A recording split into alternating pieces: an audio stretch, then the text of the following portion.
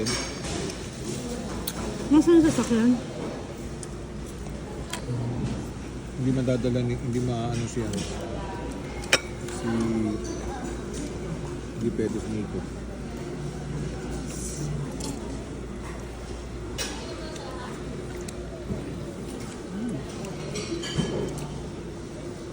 Galing na din kasi walang rice. Meron silang i-exchange dun sa ano, no?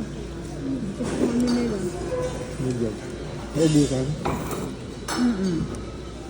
Maraming panyo siguro. Oo. Kasi Pinoy lang maraming ano, hanap ng rice. Wala. Wait lang po, kumakain pa ako.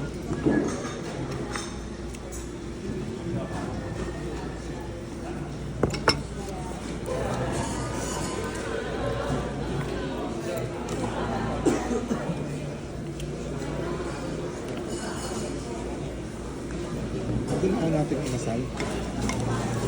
Kaso, sa Ayun, ano, nasa sakyan. kaso nakasano tayo. Wala mo namang magpababa tayo.